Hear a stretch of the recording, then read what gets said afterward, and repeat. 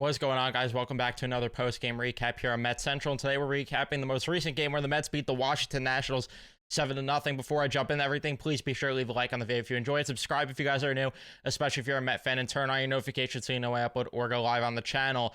They are finally in a playoff spot, 2 games above 500 now. And this, like I said, and I'm going to keep repeating it until the season's done pretty much, they need to sweep series, not just win series, but sweep series, and they did that as they swept the Washington Nationals, finally getting, by the way, their first shutout of the season, and they were the last team that needed a shutout, and it felt like they were about to blow that. Well, Ottavino, I should say, it felt like he was about to blow it, but the Mets end up getting the job done, and like I said, they're in a playoff spot now. It's tied technically with the Padres. They have the tiebreaker, because I think they have a couple games in hand there. Obviously, you got to win said games in hand.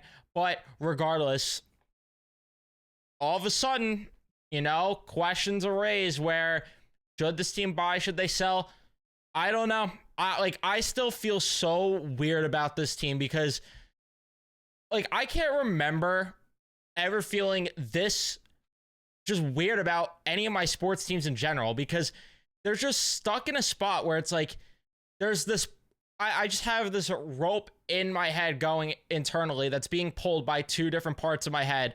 And one voice is telling me, don't fall for it. They're not going to go far. They need to sell. They need to better the future. And then there's the other side that's saying, well, look at all these teams like the Phillies who went to the World Series after struggling at the beginning of their season. The Washington Nationals who they face.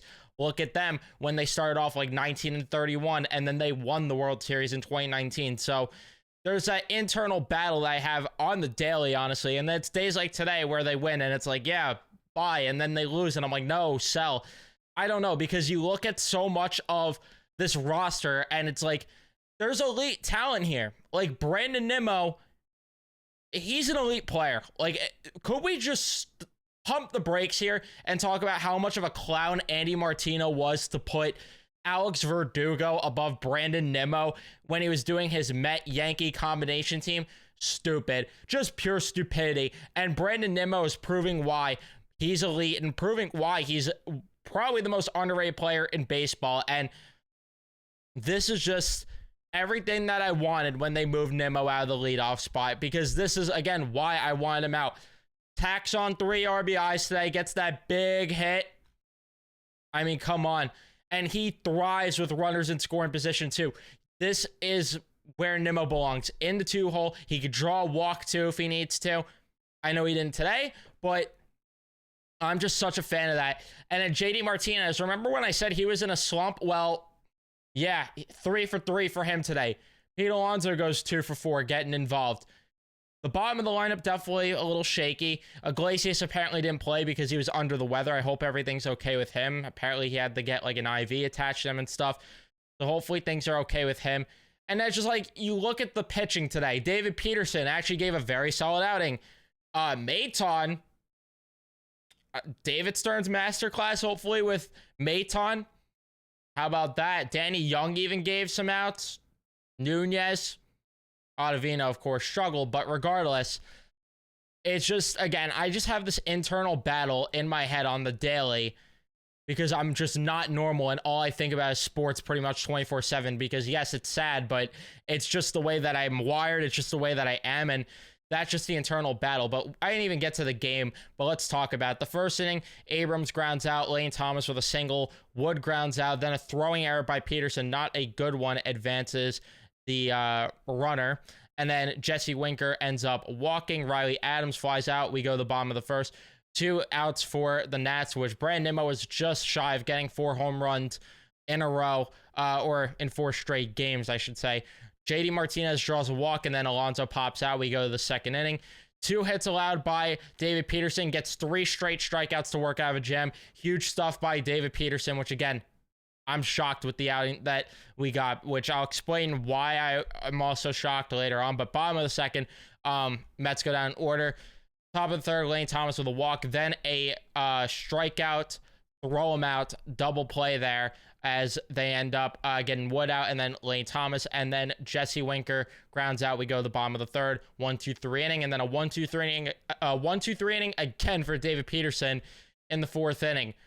Bottom of the fourth, Nimmo strikes out Martinez with a double, and then Alonso and Vientos each hit into an out. We go to the top of the fifth.